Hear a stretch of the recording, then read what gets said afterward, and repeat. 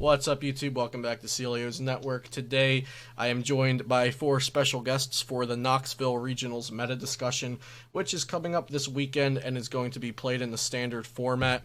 The same format as AC Regionals was played in as well, so we can really look to those results and kind of form what we think the meta is going to look like. I have with me Ryan Antonucci, Benjamin Branch, Arlo Neal, and Kevin Kruger with me. Ryan, why don't you start off with the introductions and then we'll go in that order. What's up, guys? I'm Ryan. Been playing for like 9 years, and I have 200 CP right now. Hell yeah. Ben? Hi, I'm Ben Branch. I've been playing for about 3 years, and I have like 600 CP. And Ryan and Benjamin, you both have a small accomplishment that happened last weekend, right? Nope, didn't happen. I don't know what you're talking about, Luke. So Yeah, Ryan and Benjamin both top 8'd AC Regionals with the same 60, I believe, of Pika Rom. Arlo. Hey guys, I'm Arlo. I've been playing for 4 years, 3 years competitively, and I have like 200 something CP right now. And you are a part of... Part of what? What team? Oh yeah, Nerd Rage Gaming. Yeah, I'm on Nerd Rage Gaming. Great. I didn't know we were talking about teams this early. No, we can. That's cool. Okay. And Ben, you're on a team as well, right? Oh yes, Queen City Gaming. Buy stuff at queencitygaming.com. Hell yeah. And last but not least, Kevin Kruger. What's up, my man? Hey, so my name's Kevin. I've been playing for 3 years now. I only get up to like 4 or 5 events a year because I'm busy with work. I made it to it the last 3 events I went to, so that's been fun. Mainly I want to play as many games as possible when I go, so it's been successful in that regard. And I like the channel, so it's nice to be on. Awesome. Okay, so my first question for everyone is, why did Pika Rom perform so well at Atlantic City? Benjamin, why don't you take this one? Pika did really well because a lot of really good players played it, but also beyond that, you have a really free abilities art matchup. Like it's probably like 60, 40, 65, 35, especially at least with the variant with a lot of stamps. And so you could collect a lot of free matchups on day one. Cool. Ryan, why did Pika Rom perform so well? Same thing. I think like the Rushies arts went in thinking like that they just beat Pikarom, and then triple stamp just got them. Yeah, triple stamp's terrible. I thought of like 3 or 4 days before the event, I thought I would beat Pika Rom, which I was beating Pika Rom, but then Jenkins' list came out on Team Rocket, and I wasn't beating Pika Rom anymore. Kevin, you played abilities art to the event, correct? Yeah, I did. Okay, so what are your thoughts on Pika Rom? So I'll echo what the other guy said. I think anytime a big group of top players picks a deck, it's going to perform well because pilot skill is a bigger factor than matchups most of the time. I will say once the Reshizard deck started kind of teching for Mirror, I think the quality and overall strength of the deck went down quite a bit. I didn't tech for Mirror other than adding more consistency, and I think that paid off. I went 3-3 in games against Pika, but 2 of those losses were the worst dead draws I had in the whole tournament. And the third loss, I got triple E-powered, tag bolted for 5 prizes. Oh my god. So I don't think it's a bad matchup for Reshi if you anticipate stamp and plan to play around it, and don't play bad cards in your deck. Cool. And you were not playing you were playing Reshizard in your Reshizard deck, correct? Yeah. I played a Reshizard. I played no Baby Blacephalon because the card's bad. Right. No Stealthy Hood because the card's bad. Cool. And no Stamp either because you just want to Welder all the time. And it worked well for me, so. Cool. Next question. Why did Abilities-Art not perform well at AC? Arlo, why don't you take this to start? Alright, so Abilities did not perform well at AC as everyone expected it to be. We saw 0 in the top 8, strictly because there was a lot of, like, you could say counters or decks that were played in order to have a favorable or even matchup against the deck. The deck has proven itself to be very powerful, but it can stumble all the time because it relies on hitting Welder every single turn of the game in order to keep pace with all the other decks in the format. And we saw in a best-of-3 format when compared to a bunch of League Cups that it kept winning. did not work out as well, and a lot of people were also playing Stealthy Hood in their decks, so Ninetales was not as an effective threat as it was in the past. And I think a lot of good players know how to play around the deck. You just manage your energy and just target the big threats, because most of the time, in order to get a full knockout, a Build-Zard has to have 6 energy in play, either with Turtonator or Heatran or Double Blaze GX. So if you can stop them from getting to that point or build your board around it, it's pretty easy to beat. Kevin, as someone who played Abilities Art and also made Day 2 with it, what were your games like in Day 1 with Ability compared to Day 2? Did you feel like Day 2 was harder because people were more prepared for your deck, or was it harder because people were just better players? What were some of the factors? That's a good question. I do think my Day 1 was like 5 Welder Mirrors in a row, and I won 4 of them. And I think that's because my deck was more consistent, and I think I was playing a bit better than my opponents as well. Day 2, I wouldn't say I ran into more hard counters. There was more reset stamp than I was anticipating. Bloun's decks that I played against were playing 2 reset stamps. Then obviously the 3 stamp Pico lists can be a problem if you're not ready for it. But definitely the biggest difference in my win rates came down to the quality of the opposition that I faced. Had a couple small misplays that probably could have turned losses into wins on the second day. Cool. And what do you think about Ability moving forward, or would you have changed your choice for AC after looking at your record at the end? The only change I would have made, I got a couple lucky draws off of Plant Stamp in the mid game, and I think adding Marshadow with the Reset Hole ability helps that significantly. So I've added that and cut 1 escape board. Other than that, I wouldn't change the archetype that I chose or the list. I thought was really good. It ran smooth the whole day, and I didn't feel like I had bad matchups. Again, 3 of my 4 losses were definitive misplays that I could have played better, and gave myself a much better chance in those games. So cool. Ryan and Ben, do you have any other thoughts on Abilities-Ard's poor performance at AC, or any disagreements with Kevin and Arlo? I mean, I think it did bad because it was like the deck to beat. Like everyone like was testing against it way more than like any other matchup. So everyone like knew how to play against it, where like a lot of other decks, like maybe Mewtwo or something, like they had an idea on how to beat it, but like it's a lot harder to beat. You have to be a lot like better to beat Mewtwo than you do to beat Charizard, I think. Ben, were you gonna say something? I think the deck is also just really inconsistent. Like I played it at a cup last weekend and I got second, but the deck felt absolutely horrible like the entire time. It's do you think that's just based off of playing a deck that relies on 4 supporters, like 1 supporter that you have 4 copies of? Yeah, and I think like you can't even play Pokegear and remain consistent in other aspects. Like I think even to keep up with the meta, you have to play the greedier list. But if you do that, then you're just inconsistent. I wouldn't play the deck with less than 2 Pokegear. It's been running well for me with that, but when I cut them, it feels like you have to high roll every game. Yeah, I originally wasn't gonna play Pokegear at AC, but then my friend talked me into trying them, and it did help the consistency a bit, but I think I missed the cards that I cut for them. Like, I was going in trying to high roll with ability, like either scrub out or go far, but the Pokegear almost felt necessary to have like a good chance at actually hitting my welders after a certain point. But yeah, so moving on to the next one. Is Mewtwo Box the best deck in format? And after that, is it reliable or is it a high roll deck? We'll start with Benjamin for this one. I think unlike Abilities-Ard, you don't have to strictly play Welder every turn, so you have a bit more flexibility. We saw Tord really exploit that in Cologne. He was able to play Red's Challenge and Hapu's because you don't have to play Welder every single turn.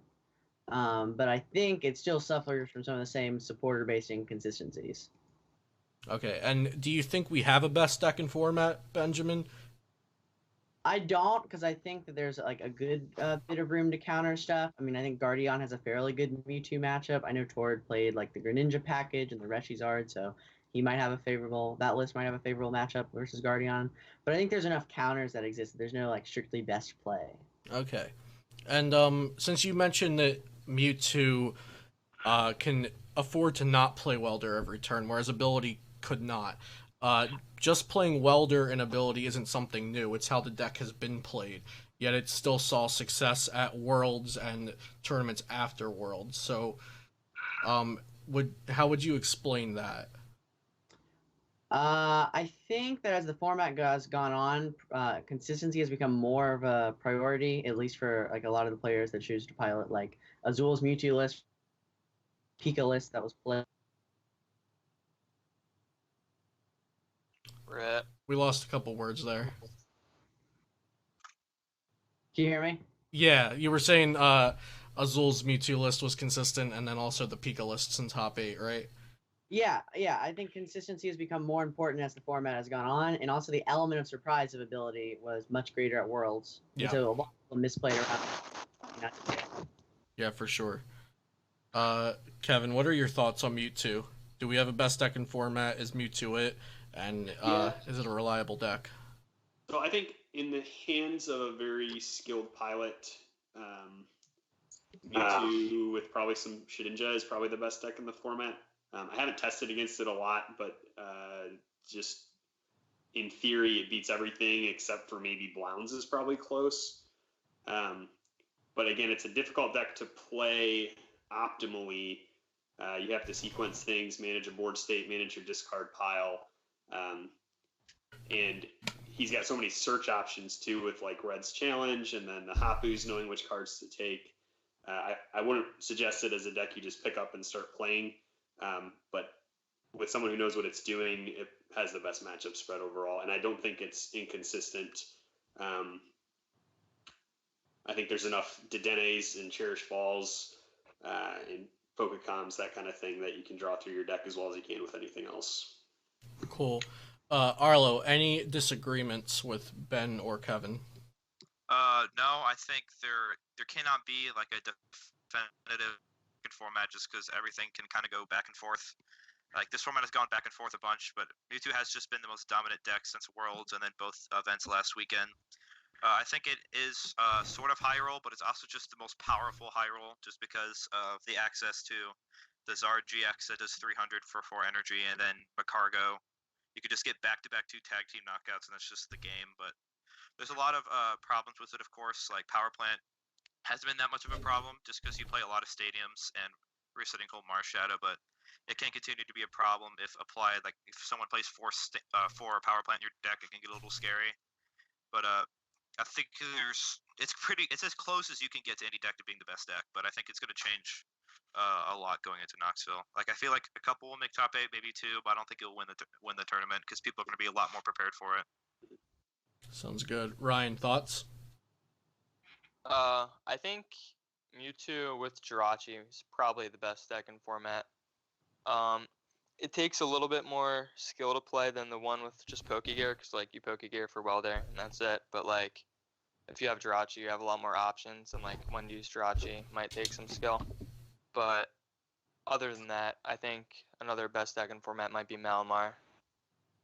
Hot take. Arlo, which Mewtwo variant do you prefer? Let me put it like this: if you had played 50 games with each list, with Tord's list, with Azul's list, with Bradner or Masic's list, which one do you think you would be going into this weekend with? Bradner's for sure, just because I always just trust Bradner's judgment on a lot of things because I know everyone he tests with, and I know him personally, and I always know that he would just play the best 60 he possibly can. So with testing, that's just like without testing, but I think with testing, I would enjoy Tord's deck a lot more because that deck has a lot more options and like energy counts, supporters, and stuff like that. There's a lot more stuff going on with the Shedinjas. And especially playing a deck with no custom catchers, you have to think a lot more how you use your attacks throughout the game. That's a big point. Tord didn't play custom catchers, right? Yeah. Any additional thoughts? Yeah, one thing I'll add, I played like 3 of the, I guess you'd call it a new archetype. They were playing Mew box cards with the Ninetales. Oh, okay, that's Jose Morero's. Yeah. Yeah. That deck I just think is trying to do too much. I I smashed completely it agree. 3 games. I think I went 6-0 against it, honestly. Because you got to search out your non-GXs to get your Gus going, but then you also have to get your GXs in the discard pile and hit Welder, and you don't have the consistency options that Abilities Art has, which already has consistency issues. Yeah. I just don't think that version is good. Yeah, it's good to point out. Does anyone disagree with that? Nope. Everyone from Nashville ended up rolling up with that deck, and they all did bad because I didn't think it was good.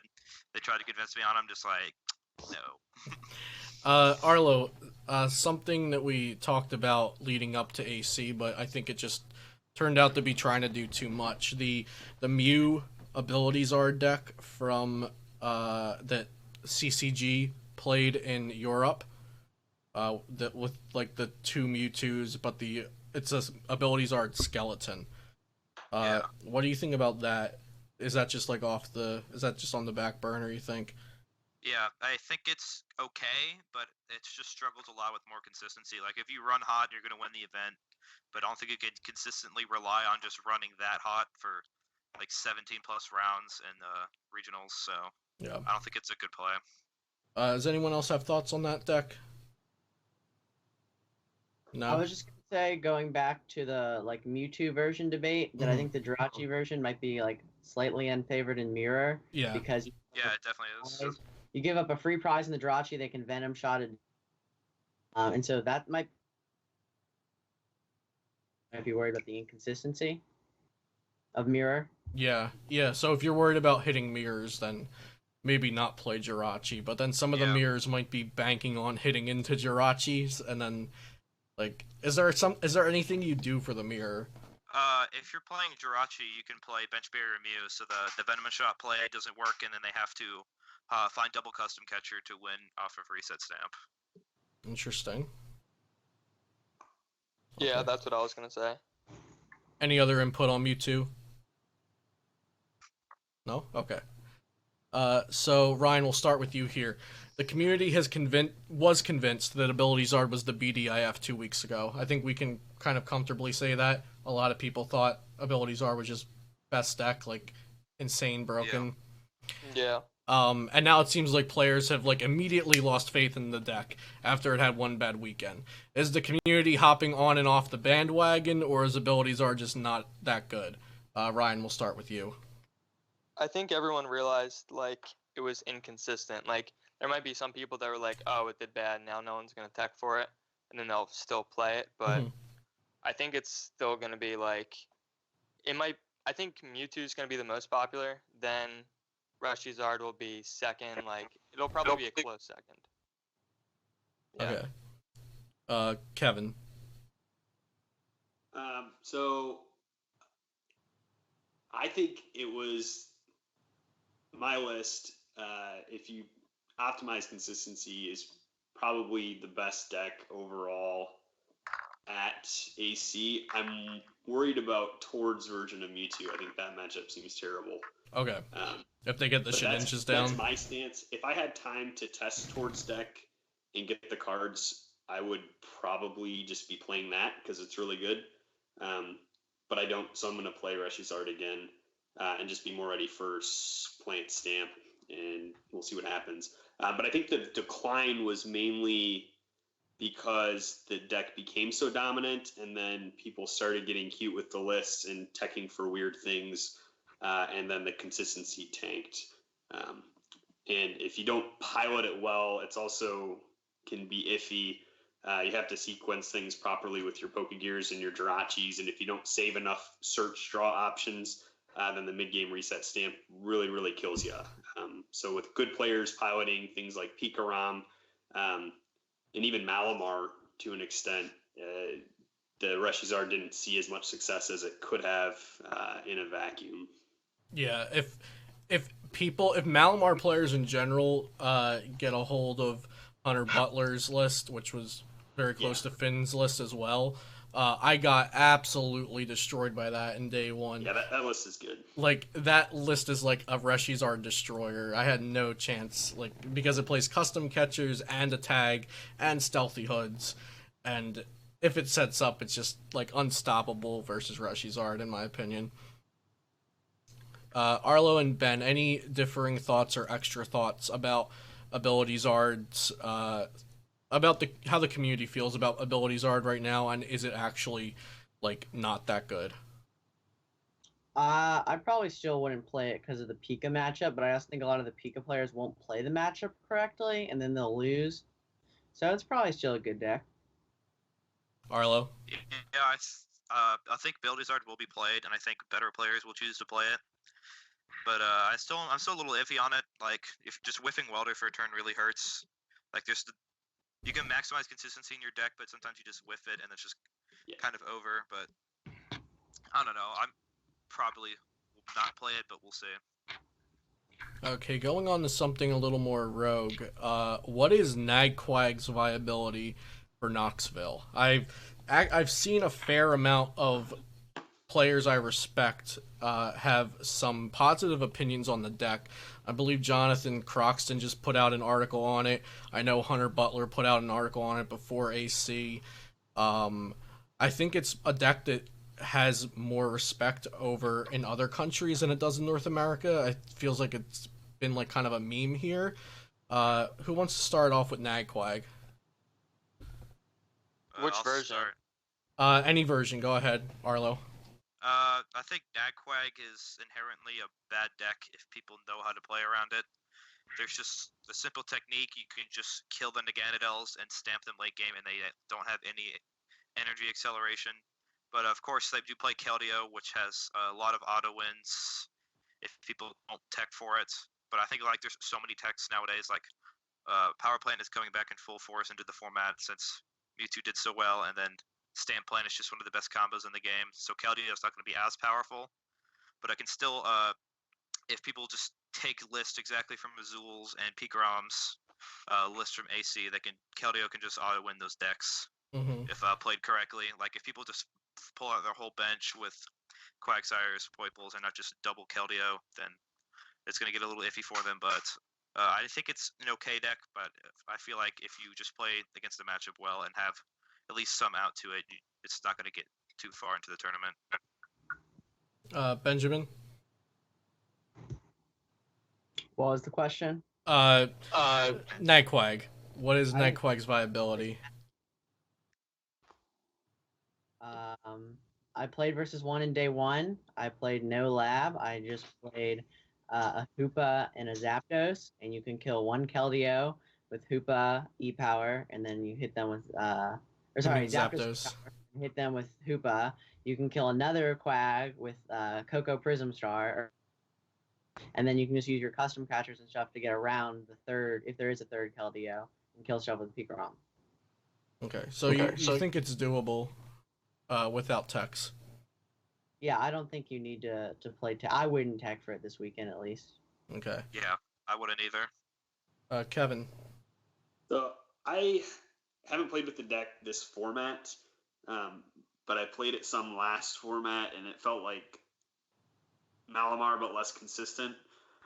You can do some cute stuff with tag teams, SB Deoxys or Buzzle Pheromosa or whatever, but the deck's just really slow.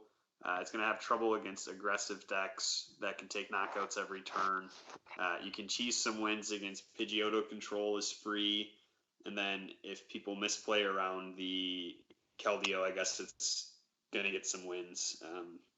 But I'd rather just play something that has a more strong inherent strategy to it than try to set up 4 stage 1s on your bench that are non-GXs and hard to search for.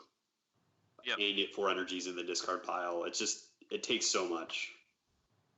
So, Ryan, Arlo, Benjamin, and Kevin kind of gave their opinions on the deck, and I feel like they won't be playing it in Knoxville. But, Ryan, what do you think the possibility of running into a Nagquag is like, and, like, what do you think the field thinks about Nagquag? Do you think people are still going to play it regardless of what better players or more respected players think about it? I think people just like Nagquag, so I think like it'll still have like a decent showing. But like I don't think it's a very good day 2 deck. Like it might be a good deck to go like 5-3-1 or like 5-2-2 to get points. Because there's just gonna be people that like won't play around Keldeo GX or like won't use the right attackers. Like Benjamin said, like they won't use Tapu Koko, Prism, and Pikarom for Keldeo or other stuff like that. So I think it's a good deck to get points, but past day 2, I think people are just going to be smart enough to play around it. Plus, it's a really inconsistent deck, so it's definitely not the deck to like consistently do well with. Cool. Any other thoughts before we move on? Okay, sounds good. Is Guardian a good play for Knoxville? I'm going to start off with Ryan for this one. So I'm a pretty big fan of Guardian, probably partially because I'm friends with Carl Barone and he loves Guardian. But I've played it to a cup. I considered it for AC. I test with the deck pretty frequently. I know Ryan and I talked about it a good bit going into AC. Ryan, how do you think Guardian looks going into Knoxville?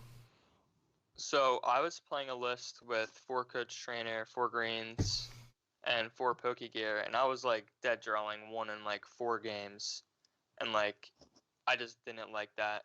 But I saw like some of the new lists are playing some more supporters, like Cynthia's, like 1 Cynthia, and stuff like that to be more consistent.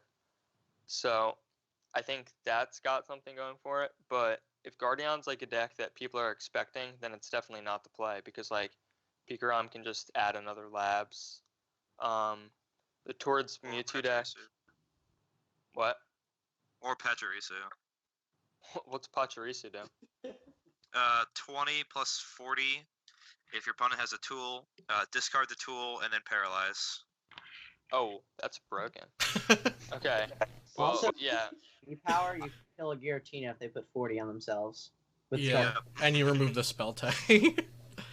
I think Yeah, Lab's I don't think probably that's good, better. though. I'd rather just play 3 Labs. Yeah, I'd rather play I a think third 3 lab. Labs, like the difference between 2 Labs and 3 Labs is like 30 percentage points in that matchup, probably. Like it's from like a 45-55 to like a 75-25 in Picarama's favor. If they have 3 Labs, it's probably even better than that. I feel really, really good if I'm going in against Guardian and my Pikarom has 3 labs that aren't prized.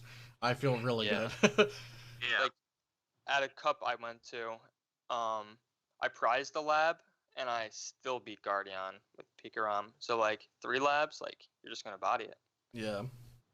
But And the labs also get some usage elsewhere. Yeah. like it can still be a good play though because like Reshizard obviously just did terrible and that's one of Guardian's worst matchups. So I can definitely see how it does better there. Plus like the Reshizard that won in Brazil is playing like 4 plant, 4 stamp instead of healing, and I think healing was like a problem for Guardian because like Yeah, they definitely. do 150, then you heal 50, and then you're 20 short if you don't GX attack, or if they like heal twice, then I don't even think GX attack kills. So No, it doesn't. Kevin, Guardian? So I haven't tested Guardian. This is all theory, disclaimer.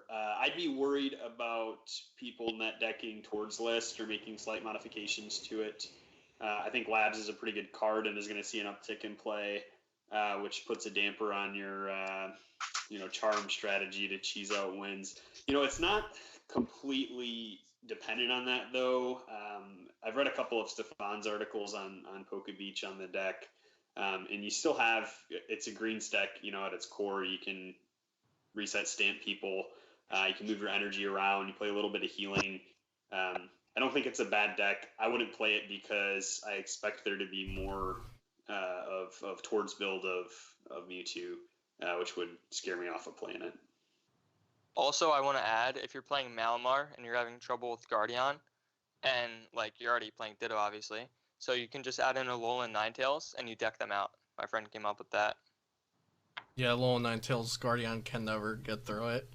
Yeah, you just draw pass and they don't have shuffle supporters except for maybe 1 Cynthia, but Malamar plays 4 of them, so You can also They deck play out worse. Latios GX, and that's really good versus Well- Guardian and other decks. that they- works too, but it's not as good. Well, Guardian has Xerneas and just Quad Catcher to get around that, but True. Yeah, with the Ninetales, like you just don't bench. Yeah, if you bench the Ditto and they don't immediately custom catcher it, then you're probably gonna win. Yeah. Arlo and Ben, any other thoughts on Guardy? I think Guardy is an okay deck. If you look at all the lists from AC, Guardian looks like just the best play in the world. So people, I think, are going to consider it. I feel like it's going to be a heavily played deck. But I don't think it's too great, strictly because I feel like people are going to be more prepared for it, just because it's getting a lot of hype at the moment too. And I don't think it's inherently really that strong of a deck. We were testing the deck a lot yesterday for some reason, and it just like bricked 2 out of 4 games every time. So it has a lot of inconsistency issues as well. Okay. As a Pikarom player, do you tech for Guardian? Do you tech for Nagquag? Do you tech for both or none? Guardian. Benjamin. Guardian for sure. I don't think you need to tech for Nagquag. When I say Nagquag, obviously I mean the Keldeo GX. Yeah. I think if I was going to try to counter Guardian, I'd probably play 2-Lab and Pachirisu. Okay. Ryan, what are your thoughts on that since you also played Pika? So, I don't know what I'd cut, but I already cut Zapdos from the list that I played for a second Hoopa. And then I want to find room for a third Lysander Labs. So, like, Hoopa, 3 Lysander Labs. Like, it makes your Mewtwo matchup better. It makes your Malamar matchup, like, almost an auto win. Really good with the Hoopas, yeah. Yeah, and then it also makes Guardian a lot really better. So, like, you're adding 2 new cards, and you're making 3 matchups a lot better. So I kind of want to do that. But then, like, obviously, since you're adding, like, kind of dead cards for other matchups, it's making everything else a little bit worse. But I think it's worth it, because I think Malamar, Guardian, and Mewtwo are going to be 3 really popular decks. What was it that you were saying? I had a question to go off of. Does anyone else have anything to say about that? Tech for Guardian. I don't respect Nagquag enough to tech for it. Okay. Oh, and Luke, at the cup we went to, I think there was 12 Guardians. I think I counted 9, but I could be wrong. Someone told me 12. I mean, out of 53 players, that's still a lot. Yeah. My question was, do you ever consider putting 1 power plant in Pikarom, even if it's not just for Keldeo? Yeah, that's what I was thinking, just because it has some utility in other matchups. Mm-hmm. Especially if you're playing a heavy stamp list, which I think is the way to go with Pika. I wouldn't play it specifically for Keldeo, but if you're using it for other stuff too, it could be good. I agree with 1 plant too. Yeah, 1 plant could be good too. I don't know if I'd play that over the 3 labs, but it's a consideration. Yeah. Is Stealthy Hood worth the spot in any deck as a Ninetales counter? So at AC, I know a lot of Ability Zards were playing it themselves. I chose not to play it, and in the slot that I saw people putting Hood, I put 1 Labs, because Green Zard was playing Hood, and so was Guardian. I used it against a Green Zard, and I also used it against a mirror match. And then I also ran into a Pikarom that won the game by hooding their Raichu game 3 after I already discarded my Labs because it was expectedly useless in that matchup until he dropped the Hood. Do you think Hood is worth the spot, or do you think you'll just run into 1 Ability Zard and just try to beat it the old-fashioned way? Arlo. I feel like Hood has little to none other utility except against Distortion Door, Malamar, so I don't feel like it's too great of a tech. I feel like you can optimize your deck with your tech card in a lot better way with either teching for Guardian, Malamar, or Mewtwo, which is just the more popular decks. I still respect Ability Zard, so if your deck just absolutely gets bodied by Ninetales, I would play 1 of them in it, but I feel like you can beat Ability Zard just fine without it. I don't think it makes the matchup impossible to beat without Stealthy Hood. Any other thoughts on Stealthy Hood for Zard? It's probably best in Malamar. Yeah, like Butler's list that we were talking about. Yeah, exactly. And I also wouldn't play Green Zard without it. Sure. Yeah, one of those makes sense. Don't play it in Ability Zard. It doesn't help in Mirror very much. I think just don't put down your 3 prizer and target down their energy. Spread your energy out. it's hard to find it at the right time. Like it's Yeah, not a good card absolutely. in that deck. I think the thought process was you either hood your own Ninetales so they don't get your Ninetales with their Ninetales, or you hood your Zard, but you could just spread out your energy and then drop a turret. Yeah. Or Drop it at the right time. or exactly. you can that's just how I want or like variance comes into that matchup so much. Like the only ability Zard mirror I played are games when he won game 1 because he got Vulpix before I did, and then I won game 2 and 3 because I got Vulpix before he did. And with that kind of variance, you also have to think, would he even have gotten a Stealthy Hood in time if he was playing it, you know? Yeah, I don't think Hood would be good in Malamar. Unless you're playing 3, which I still don't think would be good. Okay. I think a couple is reasonable if you play Butler's list just because he's playing the adventure bag and not focusing on tags. But I don't think you throw hoods into a regular Mally list. I think playing. How do you play Malamar without spell tags? So he was playing adventure bag, tag, and 2 hoods, and then 4 custom catchers. And he's not playing any of the techs. Like, he's not playing Esper, he's not playing Jinx. He plays an Ultra Necrozma in place of Espioxus. And basically the deck just really bodies Ability Zard and is pretty good against the mirror because of Ultra Necrozma. He had Dawn Wings in there too. Yeah, he had Dawn Wings in there too. That's for Blacephalon, and I forget what the other matchup was. But it's like he plays a stamp, so you go Dawn Wings stamp, and then they don't get around it and you win. Yeah. Huh. His list is very technical. Like, it's not your average Mally list. So Yeah. definitely, if you're watching this and you haven't seen Butler's list, take a look. It's on Limitless TCG.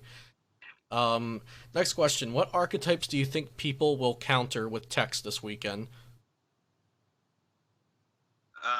I feel like people are going to try and solely counter Guardian and Malamar. I feel like Lysander Labs is going to see a huge increase in play, strictly because it has uses in 3 matches in Malamar Guardian, and then of course the Shedinja Mewtwo decks. Yeah, Lysander Labs is upticking in value in the tournament for sure. Any other thoughts? Also, go ahead, Arlo. And also, Plant Stamp. I feel like that's going to be really, really popular just because it's such a powerful effect, and it can be the only way to like consistently take down Mewtwo, in my opinion. Other thoughts? No, I don't think so. I don't think there are any other texts you can add. Yeah. Oh, you can add an Absol in decks, but I don't think that's too good. Yeah, you can play Absol. I think people are just gonna see that and be like, "Oh, I'll just play an extra switch instead of 2 a skateboard." Yeah, I kind of like saw the Absol coming, and so I dropped in a skateboard for another switch at AC. Yeah. And then I got to AC, and after round 1, I heard so many good players like, "Yeah, I just dropped my Absol," and then they couldn't retreat. I was like, "Oh, good thing I'm not playing more than one a skateboard." I think maybe one change in techs. Notice Torgsless didn't play any Wobbuffet, which I'm not sure if that is all that useful against Pikarom. I haven't played the deck, but Wobbuffet's really good against Ability Zard. And not seeing that makes your Victini a lot better late game. If you build your deck right, you can pull it off consistently for their last 2-3 prizes. I think that could put Ability Zard in a better spot than it was before. Although surprisingly, I didn't face too much Wob at AC. I was expecting more of it. Something so unique about this meta to remember is that it started at Worlds, and so we've had like 4 shifts in the meta. Like this we're really diving into this one. Like the Wob started to counter Ability Zard, so Ability Zard started playing Fire Crystals, and then a reason for the Hood at first was also Hood your Victini so you can swing through Wob, but Wob was like really not popular at AC. Ben and Ryan, any other techs? How do you like Hoopa and Pikarom? I think you need to now. It's super good against Mewtwo because they have to double tag purge to kill it, and tag purge is obviously their win condition because all you have is Aurora, and you used to have Zapdos, but Zapdos is just the worst version of Hoopa, and like Zapdos isn't really that great against Hoopa does the same thing as Zapdos, but Hoopa's much better in the Mewtwo matchup and the Malamar matchup. and Zapdos is slightly better in every other one, but I'd take that trade-off. Ben, what do you think about Hoopa and Zapdos? I would keep the Zapdos. The Zapdos is really good versus Nagquag. It's also really good versus Guardian. It's good to just like kill random Jirachis. Like that was probably the largest use, was I just killed a ton of like Jirachis. And you didn't have to leave a tag team up to do it, right? You could just do it with a single prizer. Yeah, it's just a good single prizer. You get a lot of use in a lot of matchups. Okay. What matchup were you killing Jirachi in though with Zapdos? Because Hoopa normally can do that as well. A lot of the time, I didn't play versus any Malamar, but in testing it was, and I also played Pidgeotto Cup this weekend. Play versus 4 Malamar. You can kill a Jirachi before they put down Malamar's Rinkes, like early in the game before they get set up. You can prey on their weak start. It was in the new matchup with the Jirachi build. And then I used it versus Guardian because you can do 150, and then if they don't heal, hit them with an E-powered Zapdos, and then the other one you can use your other lab, and then Lightning Ride GX. So that was very relevant in the match, 2 matches I played versus Guardian. Okay. I can see merit for both Zapdos and possibly a second Hoopa if you just really, really want to kill Malamar. I think you need it. I think you need it for Mewtwo also. Yeah, though. second Hoopa is more of a Mewtwo counter than a Malamar counter, in my opinion. Okay. The Hoopa plus Labs is a Malamar counter, I should say. Because Hoopa itself doesn't do too much if you don't also Labs. Yeah, I don't think you need to like kill Jirachis early with Zapdos if you can just destroy Malamar with the double Hoopa anyways, even if they like get a turn to attack or something. I think Absol is the best. Like, I think you should be playing Absol if you're playing Pika, because you get so much use in so many different matchups out of that. Absol's good if you're using the Power Plant version, for sure. Yeah, But I like, agree. If you have Lysander Labs, the escape board doesn't work anyways. It's just like win more, I guess, because you have Lysander Labs. If they counter Stadium that, then they also need these. Then I guess they still can't retreat. So they need a lot. They need the switch. I played versus 4 Malamar at my cup last weekend, and the biggest thing is a lot of them had to go for like this weird escape board plus Latios GX to like be able to retreat. Oh yeah, someone was telling me. Yeah, you need Latios. Yeah. Oh yeah, so because Latios has free retreat, so that's your pivot. If you put a board on that and you have the Absol. Okay, Yeah. so would you consider Absol a tech for what matchup then? Just Malamar? I think it's good. Any deck with Jirachi.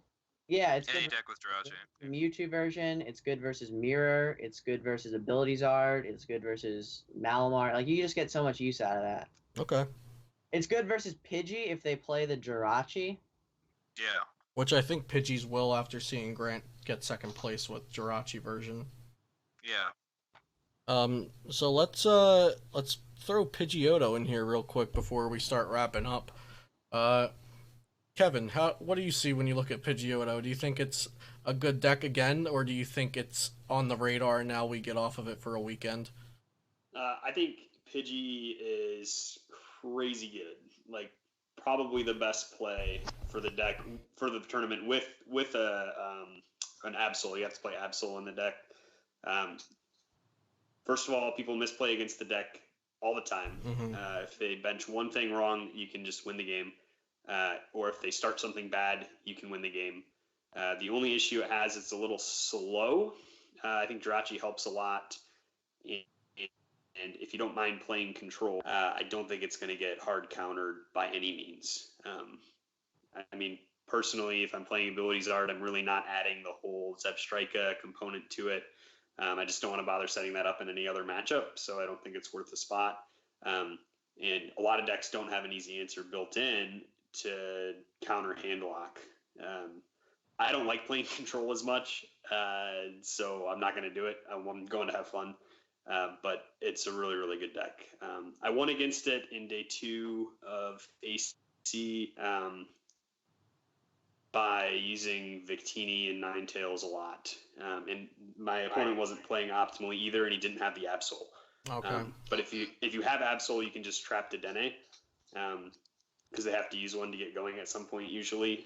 And yeah, you're going to auto win a ton of matchups.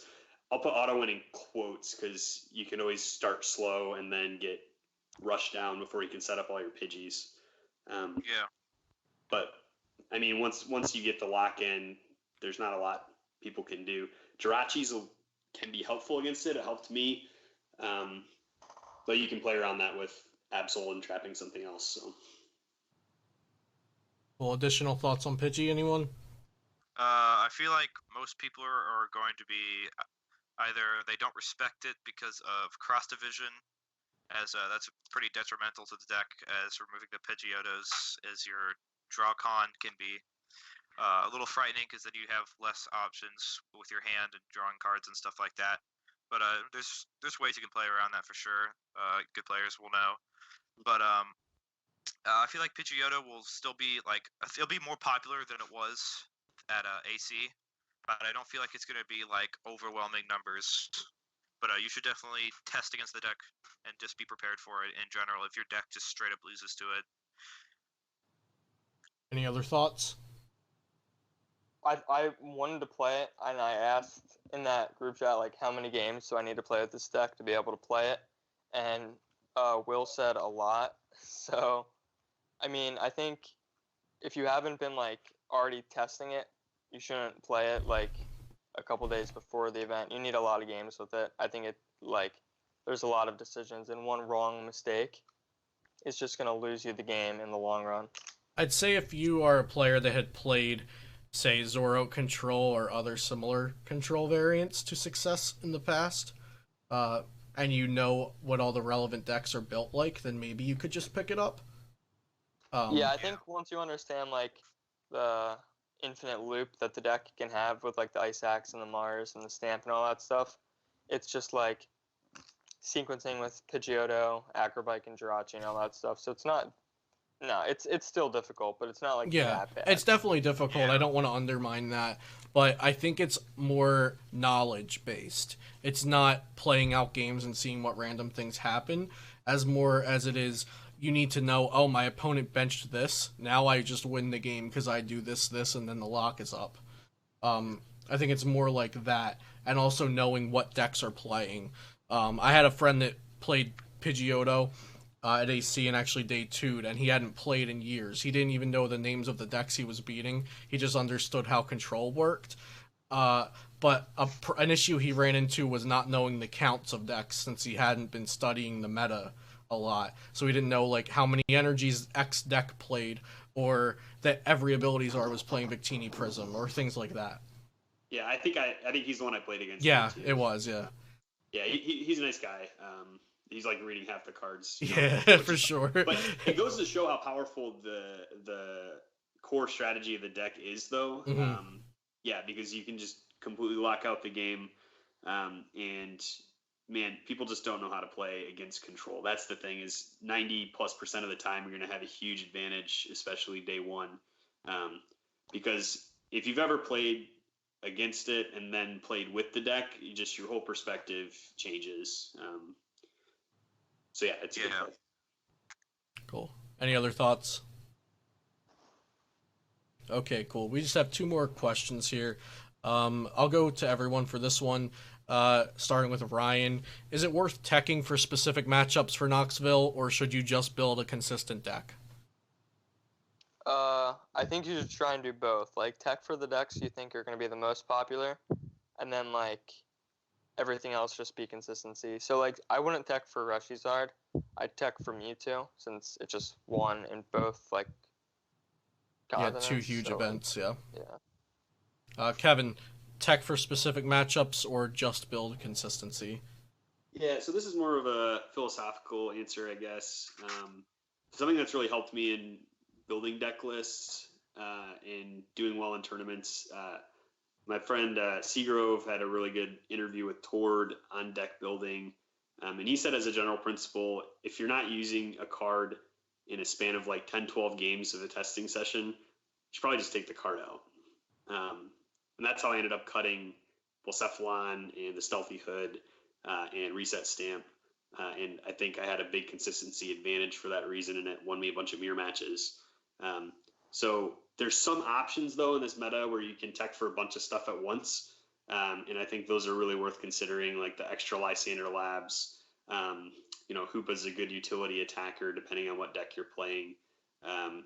But I don't think that zoning in on one matchup is worth a deck slot in most cases. Benjamin? Oh, we can't hear you again. Not now. No. All right, later, Ben. Arlo, you give me your thoughts while Ben starts coming back into the chat. I feel like especially this tournament, that's like over like 1,000 people, I think, if what I recall, is going to be.